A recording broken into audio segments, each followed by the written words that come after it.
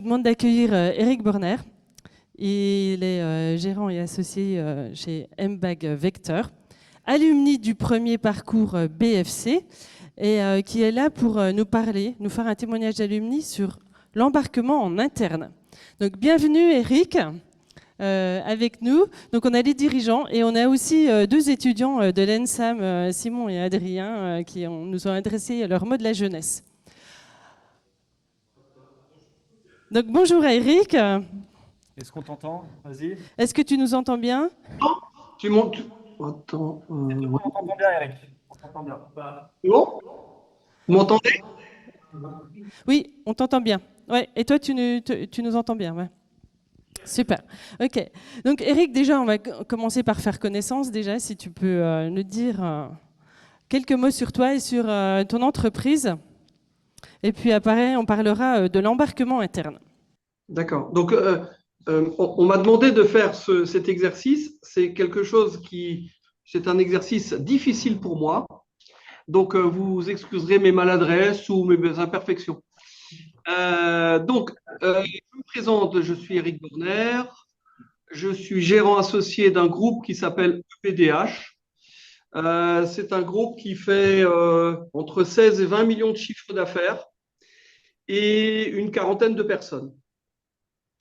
Et le groupe de BDH est composé de deux entreprises commerciales, si on peut dire. On a une première entreprise qui s'appelle Ambag, qui distribue des produits de conditionnement pour le vin, donc des bouchons, des cartons, des capsules, des caisses bois, etc. La zone de chalandise va de Sancerre jusque dans les Côtes de Provence. On a 2000 clients et c'est une entreprise par laquelle j'ai commencé. À l'époque, j'avais 25 ans. J'ai démarré de toutes pièces et c'est avec cette entreprise que j'ai commencé et avec un associé. J'ai une deuxième entreprise qui s'appelle le laboratoire Vector qui s'occupe de la qualité de l'air intérieur.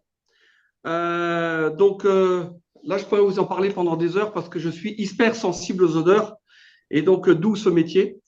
Et en fait, le vin est avide d'oxygène, est avide d'air. Et si cet air est vicié, imaginons que dans une cuverie, ça sente le gasoil, eh bien, le vin va capter la molécule de gasoil, l'air et la molécule de gasoil, et va exprimer une déviance, voire une imperfection, voire un défaut.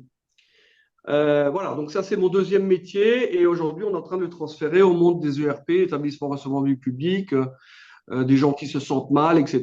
Donc, nous, on l'aborde sous l'angle de l'odeur pour arriver au bien-être. Donc, voilà mes deux entreprises. Elles sont situées à Savigny-les-Beaunes, donc à côté de Beaune. Et j'ai un site en bague également du côté de Monteux, donc du côté d'Avignon. Pour me présenter, je suis alsacien d'origine, donc vous entendrez peut-être un petit accent. Il n'est pas belge, il est alsacien. Et puis voilà. Et puis j'ai voulu être viticulteur au départ et j'ai connu mon épouse pendant mes études. Elle est viticultrice en Bourgogne et donc je suis arrivé en Bourgogne où j'ai créé mes entreprises. Voilà. Merci Eric pour cette présentation. C'est pas trop rapide. Est-ce que voilà. C'est très bien. C'est Okay. très bien. Merci beaucoup Eric. Je vais poser quelques questions à Eric sur comment eux ils s'y sont pris pour embarquer en interne quand ils ont eu à faire leur feuille de route. Et après, on prendra des questions, réponses que vous avez pour Eric. Donc Eric, est-ce que tu peux nous expliquer un petit peu ton embarquement interne? Le point de départ, ça a été quoi? Alors en fait, j'ai un peu préparé mon petit speech. En fait, le tout premier point de départ, il se passe en 2016, où notre entreprise, où tout le groupe vit des temps difficiles dus à de la gouvernance. Je passe les détails parce que je pourrais en parler pendant des heures. Et là, à ce moment-là, les temps étaient difficiles. Nos partenaires financiers se posaient quelques questions par rapport à nous, par rapport à notre santé financière. Et donc, j'ai décidé de mettre en place l'EBE, donc qui est de l'écoute, la bienveillance, l'efficience, vis-à-vis de mes collaborateurs. Donc, on avait un contrat de travail, on avait un contrat moral. Donc, l'écoute, c'est être à l'écoute des clients, des fournisseurs, et être à l'écoute les uns des autres. La bienveillance, c'est est-ce que je me suis bien fait comprendre, est-ce que j'ai été bien compris. Donc, les collaborateurs doivent se poser cette question-là lorsqu'ils parlent à une autre personne. Et ensuite, l'efficience, 100% d'efficacité avec un minimum de ressources. À l'époque, je pensais ressources humaines. Je ne pensais pas du tout énergétique ou matières premières, tout ça. On est en 2016, donc on était loin du compte.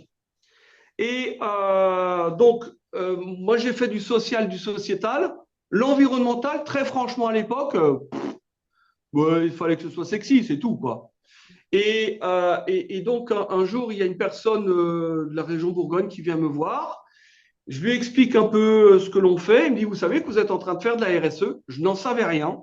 Je ne savais pas que c'était de la RSE. Et je me rends compte que le volet environnemental, ben, on n'est pas dedans du tout. Bien. De là, je me dis, OK, j'ai une équipe quand même assez forte puisque j'ai mis en place le BE, l'écoute bienveillance efficience, qui a généré aussi mon EBE d'ailleurs, hein, l'excédent brut d'exploitation. Hein. On était dans des temps difficiles. 2 ans plus tard, on était sorti de l'ornière grâce à cet EBE. Et donc, je me dis, bon, bah, OK, alors comment je fais ce côté environnement? Comment j'arrive à faire ça? Et à ce moment-là, il y a un truc, la CEC, qui envoie un courrier ou je ne sais plus quoi. Je dis, bah tiens, ça pourrait être sympa que j'ai des éléments de langage pour que ce soit sexy vis-à-vis de mes clients et de mes fournisseurs. Ça commence comme ça. Donc moi, je n'étais absolument pas dans une voie voilà, vertueuse. Je ne me posais pas ces questions. Moi, il faut que je fasse bouger développer ma boîte et c'est tout, quoi. Mais dans le même temps, j'avais juste été interloqué par une phrase le temps de l'insouciance, alors c'était comment, je vais la lire, la fin de l'abondance et de l'insouciance n'est pas un changement de paradigme, mais un changement de mode de pensée. Et en fait, la fin de l'abondance et de l'insouciance n'est pas un changement de paradigme. Un changement de paradigme, c'est nos entreprises s'adaptent, elles sont flexibles, agiles et elles s'adaptent. Ça, c'est le changement de paradigme. Un changement de mode de pensée, c'est autre chose. Donc, et ça, c'était une phrase qui me trottait dans la tête. Alors, on pourrait, aujourd'hui, avec tout ce qu'on vit en France, on pourra là en reparler, mais voilà, j'étais dans ce schéma-là en train d'essayer de construire un truc, à la fois des éléments de langage et voir un peu qu'est-ce que je pouvais en faire. Donc, en 2019, mon 2BE, il grimpe, ça va très, très bien. Et j'ai un banquier qui me note sur ma RSE et il me met 21 sur 27. Alors, première nouvelle, je ne sais pas de quoi on parle. Et donc, c'est mon contact, hein, on s'entend bien, etc. Il me dit, bah voilà, Eric, je t'ai mis 20 sur 27, c'est super. Tu me mettras juste à côté comment je vais dire, des motivations qui justifient ces notes. Et là, je me rends compte que les notes, il y en a avec certaines, je suis d'accord, mais bon nombre, je ne suis pas d'accord parce qu'il y en a qui sont surnotées ou sous-notées, à la fois sur le social, sociétal et sur l'environnemental. Donc bon, à la fin, moi j'arrive à 23 sur 27, pas 21, j'étais à 23. Et j'ai demandé un rendez-vous avec cette banque que je n'ai jamais reçu, que je n'ai jamais eu, pour justement discuter de cette note. Moi, je voulais absolument qu'on avance là-dessus. Et donc de là, je me dis, bon, OK, là, c'est en train de bouger au niveau de mes banquiers. Et comme nous, on sortait de temps difficiles, je savais très bien ce qu'était une notation et qu'il faut y faire quand même assez attention. Donc, j'ai dit, OK, on va formaliser notre RSE. Là, j'ai embauché une personne à temps partiel pour formaliser ce RSE. Parce que dans mon entreprise, personne ne voulait faire ce truc-là. Tout le monde, bien sûr, avait déjà du travail et personne ne voulait prendre ça. Bien. Et cette personne que j'ai embauchée en temps partiel, ensuite, elle a été ma planète championne. C'est avec elle que j'ai franchi le pas pour aller à la CEC. Que j'ai fait de mai 2023 à février 2024. Et la CEC, pour moi, ça a été un vrai bouleversement. Franchement, donc la première séance, je ne sais pas, vous l'avez sûrement dû la vivre aussi, avec Arthur Keller, etc. Waouh, moi, c'était… donc, il y avait des gens qui pleuraient dans la salle. Moi, je ne pleurais pas parce que j'ai appris à ne pas pleurer. On ne pleure pas, un homme ne pleure pas, bref. Mais les 2 nuits, je n'ai pas dormi. J'avais mes AirPods et j'écoutais de la musique classique. Et une fois que je suis revenu de la CEC première session, les 3 premières semaines, on disait de moi que j'étais tout con. J'étais complètement choqué par tout ce que je venais d'entendre et ça n'allait pas. Et la deuxième chose qui m'a bouleversé aussi par rapport à cette CEC, c'est quand j'ai dû écrire la lettre. Alors, je viens de la relire là en attendant la connexion. La lettre du futur en 2040 que j'avais écrit à ma fille.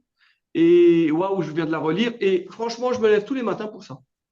Aujourd'hui, bon, j'ai 59 ans, je pourrais faire une grande glissade et je me lève pour ça, quoi. Je me lève vraiment en pensant à mes enfants et donc à tous les enfants, quoi, je veux dire, bien évidemment. Dans le même temps, donc, après la CEC, j'explique à mon associé l'effondrement. Vous avez dû en entendre parler.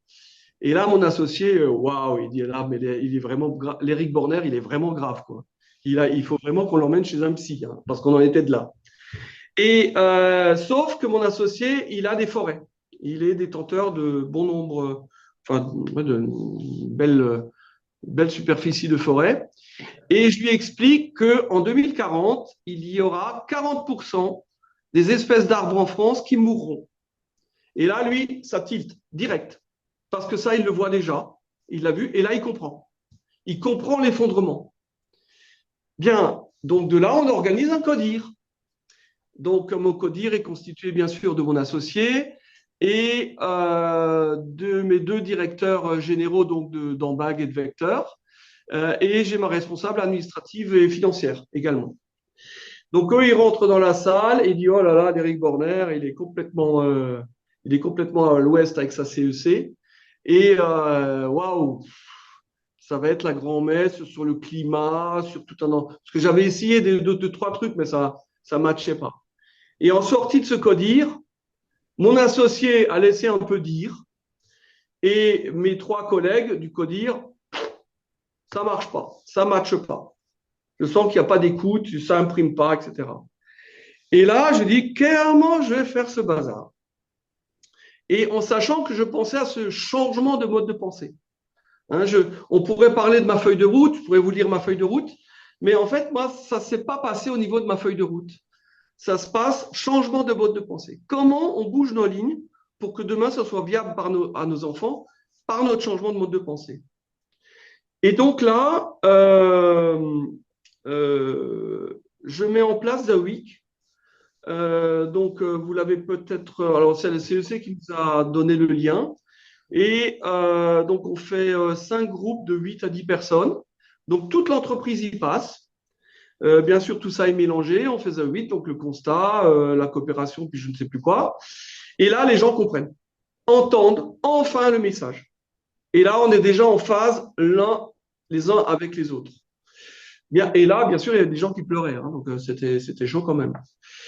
Donc, je mets The Week en place. Et là, je sens qu'il y a quelque chose qui est en train d'actionner, quoi. Tout de suite derrière, je fais... on découvre, nous, une boîte qui s'appelle ID for the Planet. C'est-à-dire, c'est une sorte de plateforme où tous nos collaborateurs peuvent aller dessus. Alors, c'est payant. Hein, donc, nous, on paye pour ça. On dit, OK, on y va. Et tous nos collaborateurs peuvent donner toutes les idées qu'ils veulent pour faire bouger la boîte. Et eux, à leur niveau. Et donc, on a une cinquantaine ou soixantaine d'idées. Et ensuite, ces collaborateurs peuvent voter pour les meilleures idées de l'entreprise, celles qui sont faciles à mettre en place ou qui ont vraiment beaucoup de sens, etc. Et à la fin, il y a un premier prix. On avait payé un restaurant pour le couple ou le deuxième prix, je ne sais plus, je crois que c'était une bouteille de vin. Enfin, bref. Et donc, ce ID for the Planet, The Week, c'était vraiment le constat. ID for the Planet, OK, c'est quoi vos idées? Et là, waouh, les gens disent, ah non, mais ils ne font pas semblant, quoi. Ce n'est pas une petite histoire, ils y vont, quoi. Et sachant que c'était payant, donc ça a une valeur. Et on leur explique, voilà, c'est payant, on fait tout ça ensemble, mais c'est pour avancer. Derrière, donc toujours mars 2024, on met en place le Challenge Mobilité, donc la communauté de communes de Beaune et ses environs met en place un Challenge Mobilité. Donc, ceux qui viennent en covoiturage, qui viennent en vélo, à pied, etc., tout ça est comptabilisé. Et donc, je mets tout ça en place et on a 40% de nos collaborateurs en 2024 qui adhèrent à ce schéma. Et à l'époque, on avait, je crois, je sais plus, 400 kilomètres d'économiser par rapport au côté, aux besoins pétrolifères, si je peux parler comme ça. Ce qu'il faut savoir d'ailleurs, en 2025, j'ai moins porté la chose parce que j'étais plus en clientèle, donc moi j'ai pris ma voiture, etc. 2024, j'ai pris mon vélo, j'habite à 3 kilomètres de l'entreprise, donc je prenais mon vélo tous les soirs. Donc les gens me voyaient en train de faire ça, hein, de faire du vélo, et ma voiture était en charge à l'entreprise. Donc matin et soir, je rentrais en vélo. Cette année, je ne l'ai pas fait. Il n'y a que 20% des gens qui l'ont fait, qui ont fait la mobilité, le challenge mobilité. Ils ont fait le même nombre de kilomètres, par contre, ils ont été beaucoup plus assidus qu'en 2024, ceux qui l'ont fait, mais il n'y a que 20% qui l'a fait. Donc ce que je veux dire, c'est que quand même, dès que vous baissez un tout petit peu la garde, machin, boum, ça y est, hein, oups, ça redescend. Enfin, en tout cas, c'est ce que je constate. Dans le même temps, on a fait l'entreprise engagée pour la nature. Donc là, c'est plus biodiversité et c'est du type, ben voilà, on ne tourne plus le gazon, on ne tourne plus l'herbe chez nous. Et alors, ça pose un. Alors, les gens voient ça. Donc, on tourne la pelouse 2 fois par an. J'ai eu beaucoup de problèmes avec le paysagiste pour lui faire comprendre que je ne voulais plus qu'il tourne l'herbe. Et s'il la tourne, c'est après qu'elle est grainée. Et de toute façon, il met la barre de coupe le plus haut possible, c'est-à-dire à 15 cm, pour que le sol ne soit pas à nu. Mais les gens voient tout ça, hein. Ce sont des petits pas, le voient. Après, j'ai eu quand même un problème avec mes clients qui me disaient, attends, ça va tellement mal chez toi que tu ne tombes plus ta pelouse. Et c'est le fameux changement de mode de pensée, quoi, qui est intéressant, hein. La pelouse, tout ça, ça vient, c'est les Anglais, c'est les Américains. Le dimanche matin, on tourne sa pelouse. Je ne pense pas que c'était très français de tondre sa pelouse. On n'était pas dans ce schéma-là, nous. Bon, aujourd'hui, c'est une mode, c'est quelque chose qu'on fait tous. Et le changement de mode de pensée, ben, c'est de plus tondre, par exemple, de respecter la biodiversité, le hérisson, de ne pas cramer, enfin, de ne pas mulcher les escargots, etc., etc. Donc ça, je l'ai fait en mars 2024, donc premier semestre. Et le deuxième semestre, j'ai mis en place un bilan carbone, donc avec MyList, avec ma Planet Champion, qui m'a permis d'avoir un prêt bonifié avec une banque. Donc, alors c'était une innovation, mais on a mis ça en place et ça nous a aussi profité en tant que chef d'entreprise et pour l'intérêt de la boîte, hein, clairement. On a mis en place une analyse de cycle de vie simplifiée, donc où on a compris, par exemple, pour Embag, que le scope 1 et 2, ça représentait 3%. Et le scope 3, 97%. Ça pour Embag. Donc, bien évidemment, on peut faire des choses au niveau de notre transport, de notre énergie, des bâtiments, etc. Mais ça ne représente que 3 points. Moi, mon scope 3, c'est mes clients, mes fournisseurs. Comment j'agis là-dessus? Et donc, ça, nous tous, internes en entreprise, on a compris cette histoire de scope 1, 2 et 3 et que nous, on devait se mettre sur le scope 3, par exemple.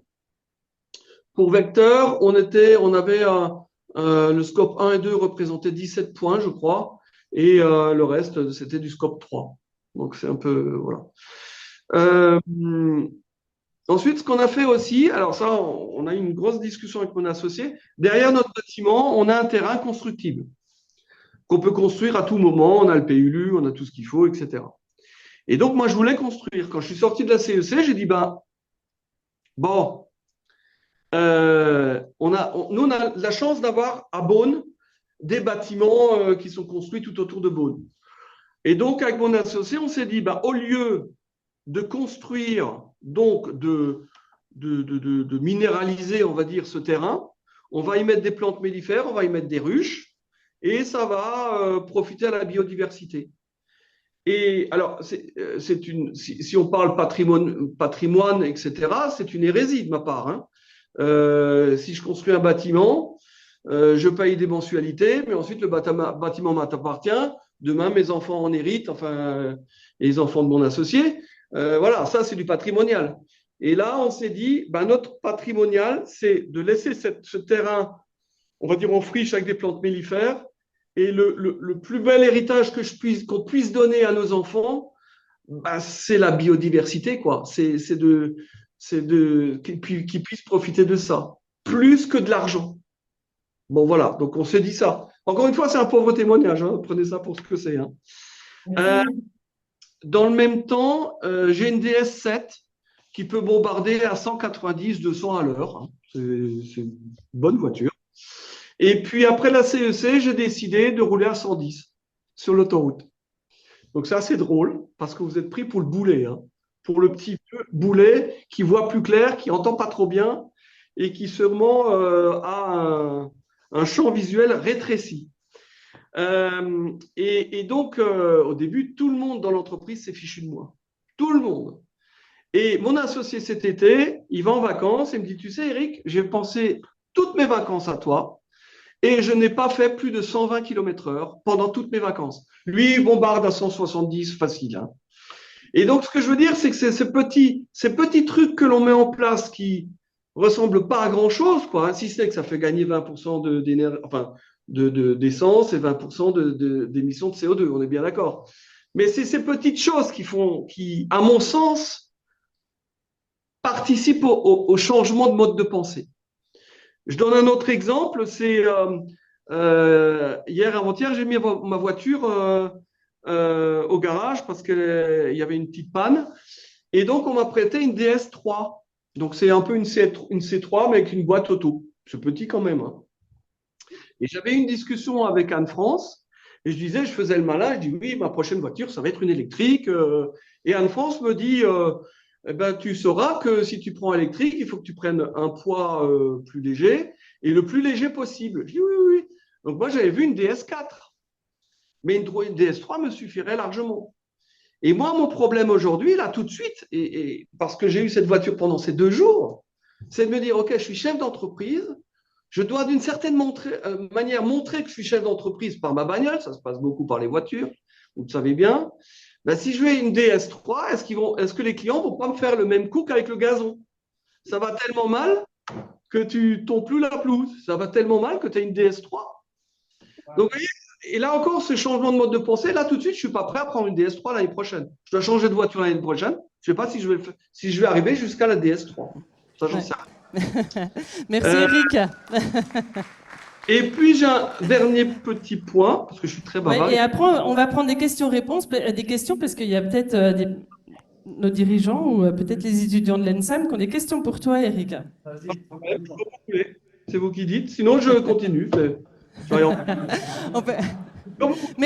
Merci Eric pour ton témoignage. On va prendre des questions. Est-ce que vous avez des questions pour Eric sur son embarquement? C'était quoi son dernier point? Eric, c'était quoi ton dernier point? Le dernier point, il est assez beau. C'est un de mes. Donc, on a une urgence. On doit livrer un camion, enfin des fournitures à un client qui est à Sancerre, en toute urgence. Et nous, avec la CEC, on s'est dit, tout ce qui est très loin, ce ne sont plus nos chauffeurs qui le font, ce sont des transporteurs, parce que le transporteur, il revient nous voir à plein, il se débrouille, lui, pour avoir de la marchandise, pour revenir à plein. Et donc, mais là, le transporteur, pas possible, c'était une urgence. Et donc là, c'est notre chauffeur qui fait le boulot. Et le chauffeur vient voir mes 2 managers, donc la responsable ADV et mon responsable atelier, il dit, bah, attendez, il faut qu'on se voit quand même parce que, OK, je vais là-bas, mais mon camion, il revient à vide. Et ce que je veux dire, ça, c'est énorme, quoi. C'est-à-dire qu'un chauffeur qui, je lui dis, voilà TBL, tu y vas, tu livres, tu reviens. Et là, lui, il a lui-même le réflexe de dire, non, mais attends, vous êtes sûr, il revient pas à plein le camion, quoi. Ça, moi, je trouve ça remarquable. Et là, je sais que l'équipe est embarquée. Quand ils réfléchissent, bien sûr, pour l'intérêt de la boîte, etc., mais aussi pour l'intérêt du climat. Ça, je trouve ça remarquable. Et de la même manière. Oui, pardon. Oui, Anne-France, je te laisse. Merci Eric, merci.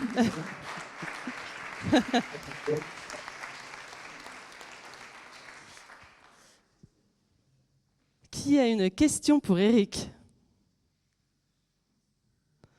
Vous qui avez embarqué votre CODIR, votre COMEX, vos collaborateurs, quelles sont les questions que vous vous posez aujourd'hui?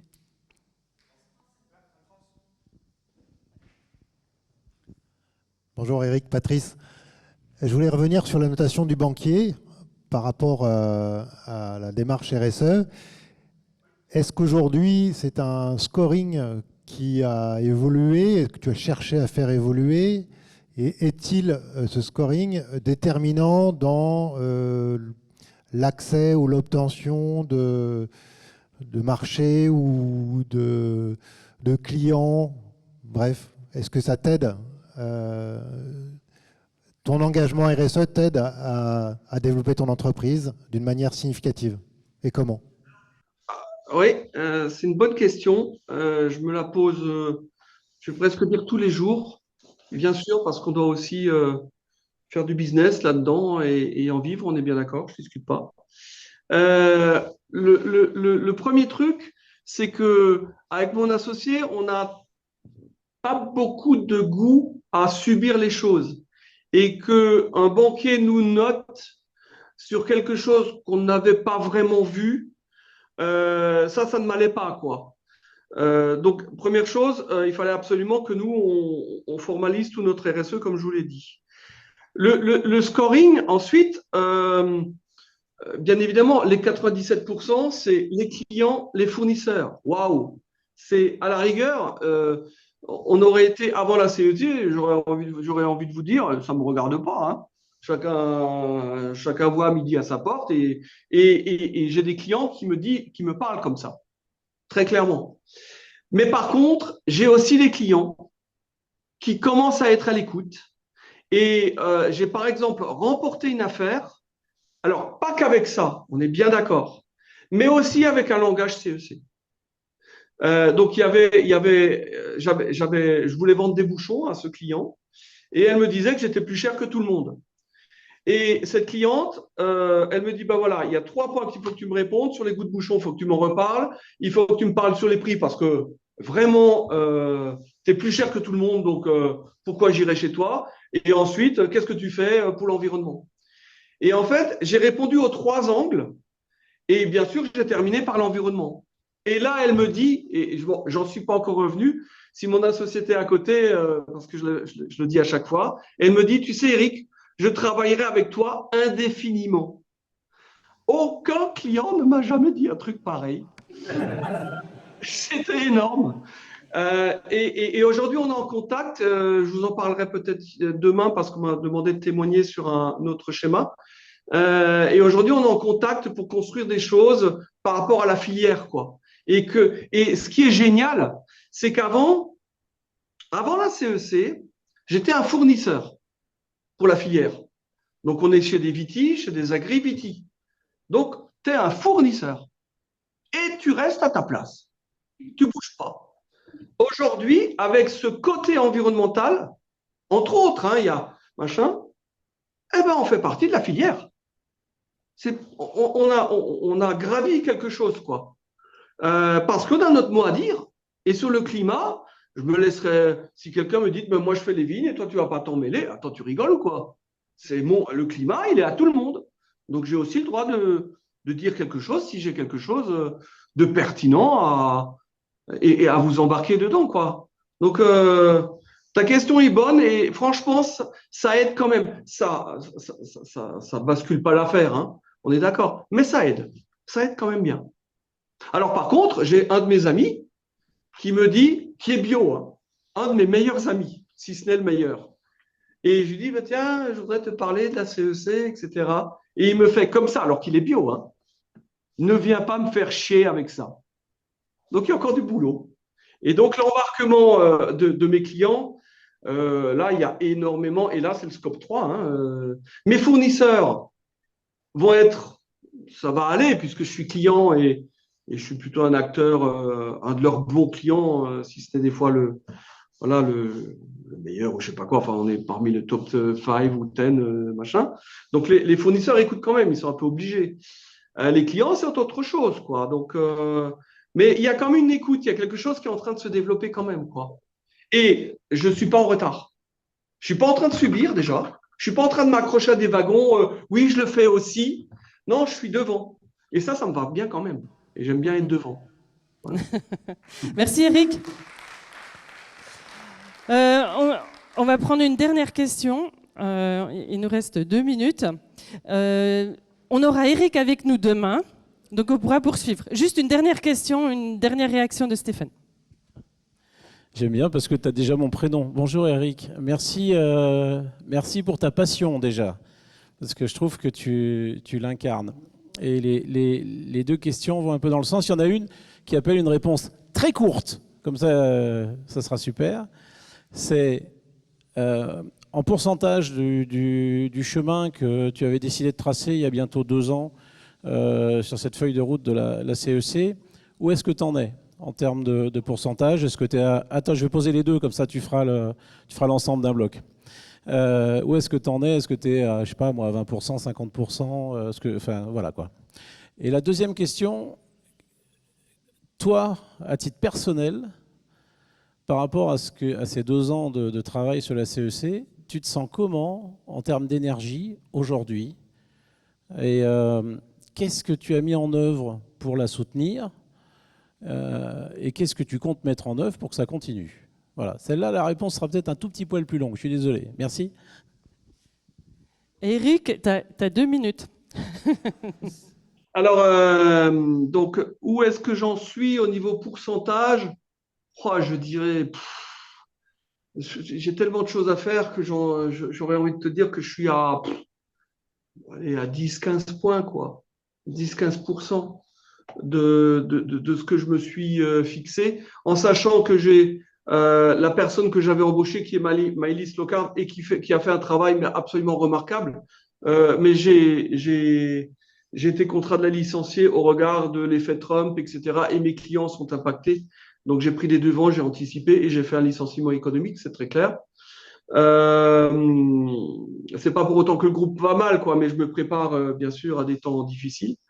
Voilà. Donc, Maëlys n'est plus là et donc, j'ai donné toute cette partie d'RSE à une autre personne et donc c'est un peu plus poussif et en sachant qu'on pense un peu plus business par les temps qui courent. Donc, voilà où est-ce que j'en suis. C'est un 10-15 points, quoi. Alors après, il y a des gens qui disent, j'ai des confrères qui disent, moi j'ai des ruches. Oui, j'ai des ruches aussi.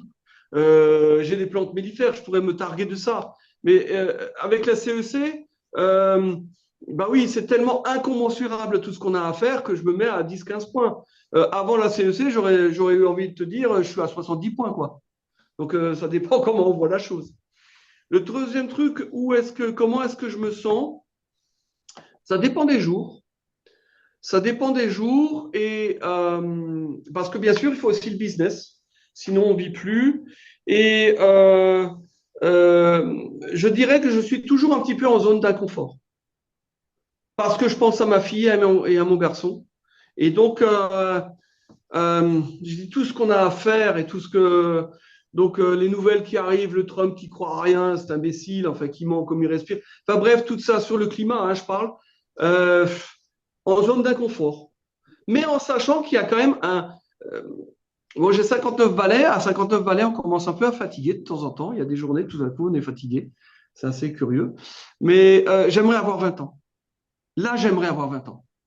Parce que c'est quand même un sacré truc à relever. Et c'est quand même une feuille blanche devant nous. Nous, à l'époque, on n'avait pas de feuille blanche. Hein. Nous, il fallait rester dans les rails. Là, vous avez une feuille blanche. Vous avez tout à faire. Et ça, c'est énorme. Enfin, moi, vraiment, si quelqu'un a 20 ans dans la salle, peut me donner son corps et on fait un changement de cerveau, je ne sais pas quoi, je le dis. Donc, voilà. Et alors, j'avais une dernière phrase. J'ai commencé par une phrase, je voudrais terminer par une phrase que je ressasse sans cesse à mes collaborateurs et qui était l'histoire du « Si tu veux construire un bateau, ne rassemble pas tes hommes et tes femmes pour leur donner des ordres, pour leur expliquer chaque détail. Si tu veux construire un bateau, fais naître dans le cœur de tes hommes et de tes femmes le désir de la mer. » Et pour moi, le désir de la mer, c'est le changement de mode de pensée. C'est comment est-ce qu'on fait, nous tous, un tout petit peu quelque chose. Et là, au bout d'un moment, ça embarque, quoi. Et c'est vos collaborateurs qui viennent vous voir. Et là, ma zone d'inconfort, des fois, je suis en zone d'inconfort assez forte, par le business ou par le climat ou d'autres choses. Et bien, quand votre chauffeur vient vous voir en vous disant mais attends, là, on va rouler à vide, waouh, là, tu as réussi quelque chose. Cette journée-là, tu as réussi quelque chose, quoi. Et moi, franchement, ça, je trouve ça beau, quoi. Vraiment. Donc, c'est des petits trucs comme ça qui font le plaisir de chaque jour, quoi. Voilà. Merci Eric.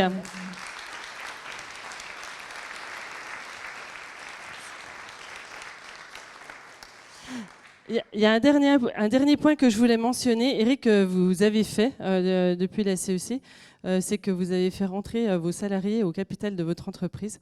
Mais c'est quelque chose que vous pourrez en discuter demain, Eric.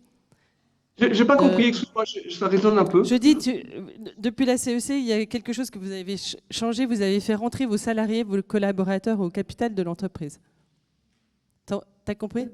Non, je comprends toujours pas, ça résonne. Depuis la CEC, tu as fait rentrer tes salariés au capital de l'entreprise. Ouais, tout à fait. Oui. Ouais. Donc, c'est un point important aussi pour l'embarquement. Et c'est quelque chose que vous pourrez discuter demain avec Eric. Il est là toute la journée. Il nous rejoint demain matin à 9h. Et vous aurez le temps d'en parler demain. Ou Ok, tu veux dire... pas maintenant. Non. Comment ? Pas maintenant. Pas maintenant. Malheureusement, non, parce qu'on doit partir. Ils vont partir en camp de base. Donc, je voulais te dire un grand merci, Eric, pour ton témoignage, pour avoir partagé ton énergie et tout ce que vous avez fait chez MBag Vector pour embarquer en interne. Et il y a beaucoup plus à dire sur l'embarquement externe aussi. Merci à toi. Eh bien, Et demain, bon au plaisir chemin. de faire connaissance. Belle continuation en attendant. À bientôt.